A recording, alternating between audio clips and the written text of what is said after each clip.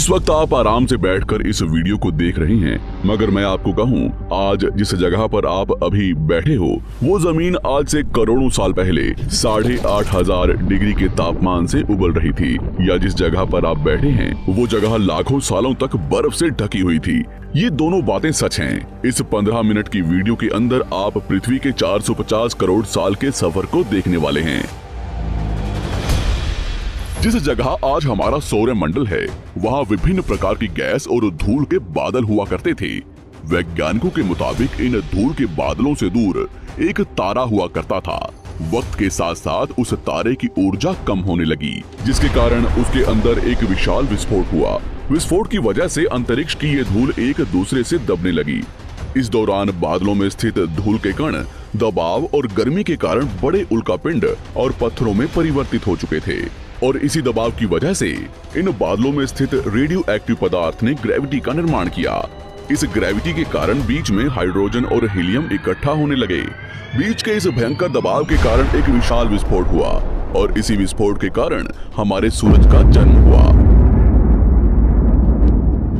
अंतरिक्ष में फैले एस्ट्रॉयड यानी क्षुद्र ग्रहों में भारी वजन की वजह से सूरज के करीब आकर सूरज की परिक्रमा करने लगे। धीरे धीरे इन्हीं एस्ट्रॉयड में भारी टकराव हुआ, जिसके फलस्वरूप मरकरी, विनस, अर्थ और मार्स जैसे ग्रहों का निर्माण हुआ। वैज्ञानिकों के मुताबिक उस वक्त पृथ्वी और मार्स यानी मंगल ग्रह के बीच थिया नामक ग्रह सूरज की परिक्रमा किया करता था। पृथ्वी पर ग्रेविटी होने की वजह से सूरज की परिक्रमा करने वाले एस्ट्रॉयड अब पृथ्वी की परिक्रमा करने लगे, और धीरे धीरे करोड़ों सालों तक ये पृथ्वी पर गिरते रहे।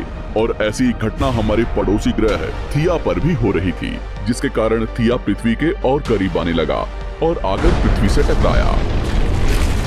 इस भयंकर टकराव की वजह से पृथ्वी के हिस्से कणों के रूप में अंतरिक्ष में फैल गए और एक रिंग्स की तरह पृथ्वी की परिक्रमा करने लगे। इन्हीं परिक्रमा करते हुए कणों में टकराव होने लगा, जिसके कारण हमारे चांद का निर्माण हुआ। उस वक्त पृथ्वी पर सिर्फ एक ही समुद्र हुआ करता था, और वो था 1900 डिग्री सेल्सियस की तापमान पर उबलते हुए लावे का। उबल रही थी वो सारी चीजें जिसे आज आप अलग अलग नाम से जानते हैं। वक्त के साथ साथ पृथ्वी धीरे धीरे ठंडी हो रही थी, जिसके कारण पृथ्वी के भारी तत्व जैसे धातु और रेडियो एक्टिव पदार्थ पृथ्वी के केंद्र में जाकर इकट्ठा हो गए, और हल्के पदार्थ पृथ्वी की सतह पर आ गए। लाखों सालों तक पृथ्वी पर उल्कापिंडों की बरसात हुई, और इन गिरते हुए उल्कापिंडों में जमा था नमक, मिनरल्स और पानी। करोड़ों सालों तक इन उल्कापिंडों की बरसात होती रही, और धीरे धीरे पृथ्वी की ऊपरी सतह पानी से ढकने लगी। वैज्ञानिकों के मुताबिक यही वो वक्त था जब दूर गहरे पानी के अंदर निकलते ज्वालामुखियों से पहली बार सूक्ष्म जीवों का निर्माण हुआ। लाखों सालों बाद एक वक्त ऐसा आया जब पृथ्वी की पूरी सतह पानी से ढक चुकी थी। हमारी पृथ्वी के सबसे अंदर का कोर रेडियो एक्टिव पदार्थ से बने होने की वजह से हरदम गर्म होता रहता है, लेकिन जब भी पृथ्वी की ऊपरी जमीन ठंडी हो जाती है, तब पृथ्वी के अंदर की गर्मी बाहर नहीं निकल पाती, जिसके कारण ज्वालामुखियों का निर्माण होता है। और उस वक्त कुछ ऐसा ही हुआ। पानी से ढकी हुई पृथ्वी पर हजारों की तादाद में ज्वालामुखी निकलने लगे, और आने वाले लाखों सालों तक इन ज्वालामुखियों का निकलना जारी रहा, जिससे पानी के ऊपर जमीन का निर्माण हो रहा था। इस वक्त भी पृथ्वी पर वातावरण ना होने की वजह से अंतरिक्ष से उल्कापिंडों की बरसात हो रही थी। आज से लगभग 300 करोड़ साल पहले पृथ्वी पर ऐसा वक्त आया जब पृथ्वी का वातावरण लगभग स्थिर होने लगा था। ज्वालामुखी निकलने धीरे हो गए थे, और पृथ्वी का एक दिन 12 घंटे का हुआ करता था। साल बीतते गए, और धीरे धीरे ये सूक्ष्म जीव विकसित होते गए और समूह में रहने लगे। आज से लगभग 250 करोड़ साल पहले पहली बार पृथ्वी पर ऐसे जीवों का निर्माण हुआ जो जीने के लिए ये पानी के अंदर के मिनरल्स यानी खनिज पदार्थ और धूप का इस्तेमाल करते थे, और मल त्याग के रूप में ऑक्सीजन बाहर निकालते थे। इस वक्त तक पृथ्वी पर ज्यादातर ज्वालामुखी निकलने बंद हो चुके थे, और इन माइक्रोबैक्टीरियाज की वजह से वातावरण में ऑक्सीजन की मात्रा बढ़ रही थी। वातावरण में ऑक्सीजन बढ़ने की वजह से पृथ्वी का वायुमंडल बनना शुरू हुआ, और आने वाले हजारों सालों तक वातावरण में ऑक्सीजन की मात्रा बढ़ती रही। जिसकी वजह से पृथ्वी के ज्यादातर हिस्सों में ये सूक्ष्म जीव फैल गए। हजारों सालों बाद एक वक्त ऐसा आया जब पृथ्वी में ज्यादा ऑक्सीजन बढ़ने के कारण ये सूक्ष्म जीव मरने शुरू हो गए। उस वक्त तक पृथ्वी का वातावरण ठंडा होने के साथ साथ ऑक्सीजन से भी भर चुका था, जिसके कारण जमीन और वातावरण में स्थित आयरन यानी लोहे के मिनरल्स पानी में स्थित ऑक्सीजन से रिएक्ट होने लगे। और एक वक्त ऐसा आया जब पृथ्वी की जमीन आज के मार्स के जैसे लाल हो चुकी थी। वक्त बीतने के साथ साथ धरती की टेक्टोनिक प्लेट्स में दरार होने लगी, जिसके कारण पृथ्वी के अंदर का लावा जमीन की तरह कई लाखों सालों तक खुला उबलता रहा। और यही वो कारण था जिसके कारण पृथ्वी के वातावरण में कार्बन डाइऑक्साइड की मात्रा बहुत बढ़ गई और पृथ्वी पर एसिड की वर्षा शुरू हो गई। एसिड रेन की वजह से पृथ्वी का तापमान घटने लगा और तापमान इतना घटा कि पृथ्वी के ऊपर स्थित पानी बर्फ में परिवर्तित होने लगा। पृथ्वी पर पहली बार भयंकर आइस एज आया। इस वक्त पूरी पृथ्वी सफेद बर्फ से ढक चुकी थी। आमतौर पर जब धरती पर सूरज की किरणें गिरती हैं, तब जमीन उन किरणों को सोख लेती है, मगर क्योंकि पूरी पृथ्वी बर्फ से ढक चुकी थी और क्योंकि बर्फ सफेद और चमकीली होती है, जिसके कारण सूरज की किरणें धरती पर गिरने के बाद वापस चली जाती थी। इसी कारण से पृथ्वी कई लाखों सालों तक बर्फ से ढकी रही, मगर फिर से पृथ्वी के अंदर स्थित गर्मी ज्वालामुखी के रूप में निकलना शुरू हो गई और इन ज्वालामुखियों से निकलने वाली गर्मी ने बर्फ को पिघलाना शुरू कर दिया। इसी बीच पृथ्वी की गहराई में बचे कुछ सूक्ष्म जीव धीरे धीरे बदल रहे थे और अब वो ऑक्सीजन को अपने शरीर को बड़ा और जटिल बनाने के लिए इस्तेमाल करने लगे थे। इस बीच पानी में अलग से भी छोटे समुद्री पौधे निकलने शुरू हो चुके थे। बाहर जैसे जैसे ज्वालामुखी निकल रहे थे, वैसे वैसे वातावरण कार्बन डाइऑक्साइड की वजह से गर्म हो रहा था।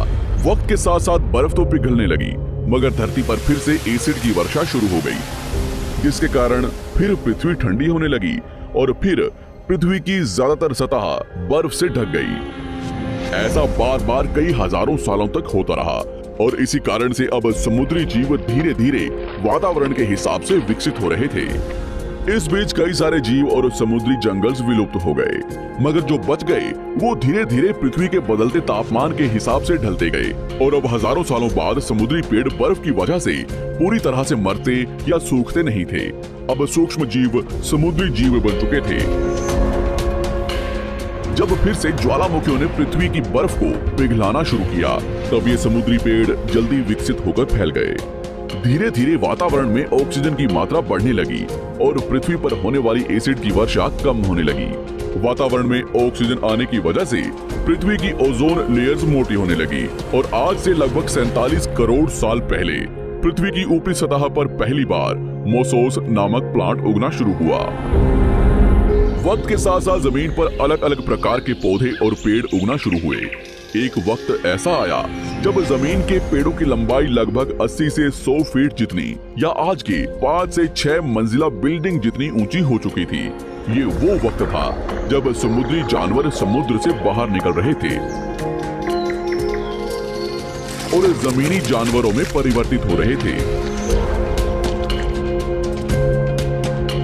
धरती की ज्यादातर जमीन एक जगह इकट्ठी हो चुकी थी, जिसे आज हम पैंजिया महाद्वीप के नाम से जानते हैं। पृथ्वी का वातावरण और तापमान लगभग स्थिर हो चुका था और अब करीब 21 से 23 घंटे का दिन हुआ करता था। अब समुद्री जीव पानी से बाहर रहने लगे थे और वातावरण के हिसाब से उनके शरीर का रंग रूप बदल रहा था। धीरे धीरे ये जमीनी जानवर डायनासोर्स में परिवर्तित हो गए। जिन डायनासोर्स ने पेड़ पौधे खाने शुरू कर दिए, उनका शरीर लंबा और विशाल रूप से विकसित होने लगा। कुछ डायनासोर्स शिकार किया करते थे, जिसके कारण वे छोटे और तेज होते चले गए।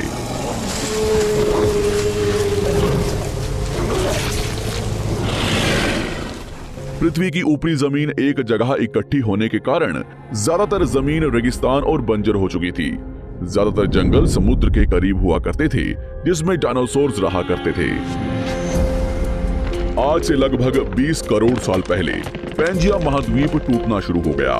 पैंजिया के विभाजित होने की वजह से पृथ्वी की ज्यादातर ऊपरी जमीन पानी के संपर्क में आने लगी, जिसके फलस्वरूप पृथ्वी पर हरियाली बढ़ती गई, जिस वजह से डायनासोर्स और ज्यादा विभिन्न और विशाल होते चले गए। डायनासोर्स ने आने वाली लगभग 20 से 30 करोड़ सालों तक पृथ्वी पर राज किया। उस वक्त डायनासोर्स समुद्र से लेकर जमीन और आसमान तक पूरी पृथ्वी पर राज किया करते थे। इस दौरान अफ्रीका से टूटा भारत सीधे आकर आज के तिब्बत से टकराया और इस टकराव की वजह से हिमालय का निर्माण हुआ। आज से लगभग 6.5 करोड़ साल पहले पृथ्वी की तरफ आज के माउंट एवरेस्ट से भी बड़ा लगभग 4.5 लाख करोड़ किलो जितना वजनिया उल्का पिंड लगभग 80,000 किलोमीटर प्रति घंटे की स्पीड से पृथ्वी की तरफ आ रहा था।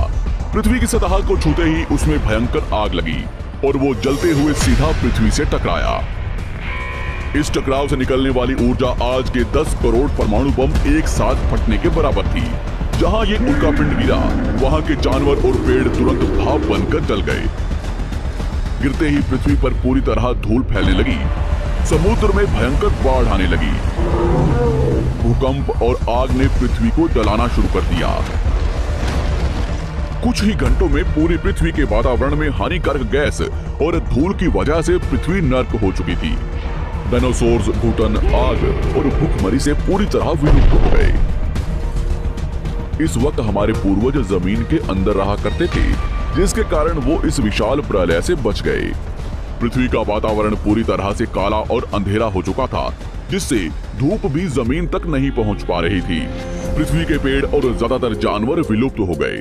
वातावरण में धूल और हानिकारक गैस के कारण पृथ्वी पर फिर से एसिड की वर्षा शुरू हो गई और फिर पृथ्वी ठंडी होकर बर्फ से ढक गई। लेकिन इस बार पृथ्वी की बर्फ लाखों सालों तक नहीं जमी रही और 80 से 90 हजार साल बाद ये बर्फ पिघलनी शुरू हो गई। जैसे ही धरती पर वातावरण फिर से पहले जैसा होने लगा, वैसे ही ये छोटे जीव जमीन से बाहर आना शुरू हो गए। उस वक्त पृथ्वी की बर्फ पिघलनी शुरू ही हुई थी, जिसके कारण अफ्रीका में घने ठंडे जंगल हुआ करते थे और इसी बीच ये जमीनी जीव बंदरों में परिवर्तित हुए। मगर जैसे जैसे पृथ्वी गर्म होने लगी, वैसे वैसे अफ्रीका के ये जंगल सूखने लगे। जंगल की चीजें खाने वाले बंदरों को खाने की कमी होने लगी। खाने की तलाश में इन बंदरों ने अपने पैरों पर चलना शुरू कर दिया, जिससे उन्हें दूसरे जानवरों के शिकार करने में मदद मिलती थी। धीरे धीरे बंदर एप्स यानी वानर में परिवर्तित हुए। खाने की तलाश में ये एप्स पृथ्वी के दूसरे हिस्सों में फैलने लगे और धीरे धीरे उनके शरीर का रंग रूप वहां के मौसम के हिसाब से बदलता गया। वक्त के साथ साथ हम आदिवासी बने। हमने हथियारों से लेकर आग का आविष्कार किया। हम धीरे धीरे इंसान के रूप में विकसित हुए। हमने धर्म से लेकर परिवार, भाषा और संस्कृति का निर्माण किया और वक्त के साथ साथ हम विकसित होते चले गए और आज हम इस पृथ्वी की सबसे विकसित प्रजाति बन चुके हैं। पृथ्वी को आज के जैसे बनने में लगभग 450 करोड़ साल का वक्त लगा है और हमें एक छोटे जमीन में रहने वाले जानवर से इंसान बनने में कई लाखों सालों का। मगर हमने इन 100 सालों में जितना पृथ्वी को गंदा और तबाह किया है, उतना आज तक किसी भी प्रजाति ने नहीं किया होगा। हम फिर से धरती को गर्म कर रहे हैं और कार्बन डाइऑक्साइड की मात्रा बढ़ा रहे हैं। वैज्ञानिकों का मानना है कि पृथ्वी पर फिर से विशाल परिवर्तन होने वाला है। भविष्य में पृथ्वी कैसी होगी, जानेंगे हमारी अगली वीडियो में।